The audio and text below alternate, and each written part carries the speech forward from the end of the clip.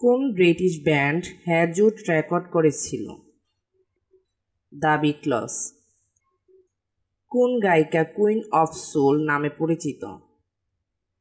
আরেথা Franklin. শাস্ত্রীয় সঙ্গীতে নারী কণ্ঠে সর্বোচ্চ স্তর কোনটি? সোপ্রানো। কোন শিল্পী 1979 টেলরস ভার্সন অ্যালবামটি প্রকাশ করেছিলেন? Taylor Swift. বোহেমিয়ান র্যাপসোডি গানটির জন্য কোন ব্যান্ড বিখ্যাত? কুইন।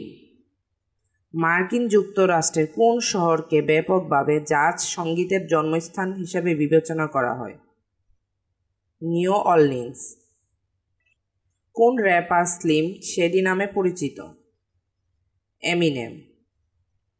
কে চেলো বাজানোর জন্য বিখ্যাত? ইউ মা।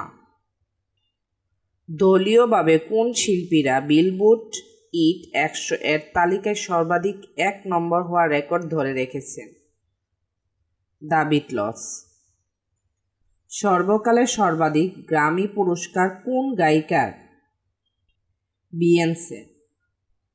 কোন সুরকার দ্য ফোর সিজন রচনা করেছেন? Antonio Vivaldi. কোন band smells like teen spirit গানটির মাধ্যমে গানজোকে জনপ্রিয় করেছিল? নির্বাণা। কোন পিয়ানোবাদক সুরকার মুনলাইট সোনাটা রচনা করেছেন? Ludwig van বেথোভেন। রেকর্ডিং একাডেমি কোন সঙ্গীত পুরস্কারগুলোকে প্রদান করে? গ্র্যামি। সিস্টেমিক যুগে কোন র্যাপারের হট 100 তালিকায় সর্বাধিক সংখ্যক গান রয়েছে? ড্রেক। কোন সুরকার 12 স্বর কৌশলের প্রবর্তক ছিলেন? আর্নল্ড শোয়েনবার্গ।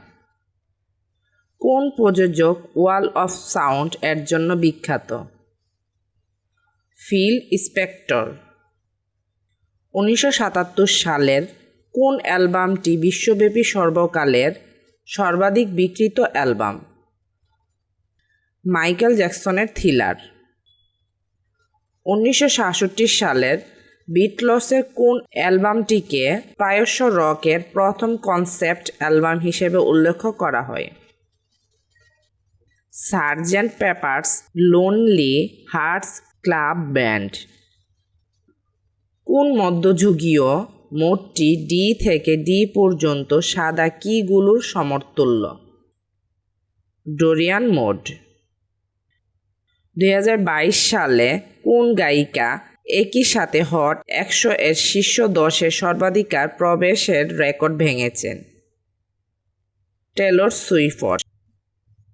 সোপ্রানো এবং কন্ট্রাল্টোর মাঝে কোন ধরনের অপেরা কণ্ঠস্বর অবস্থিত? Mezzo soprano.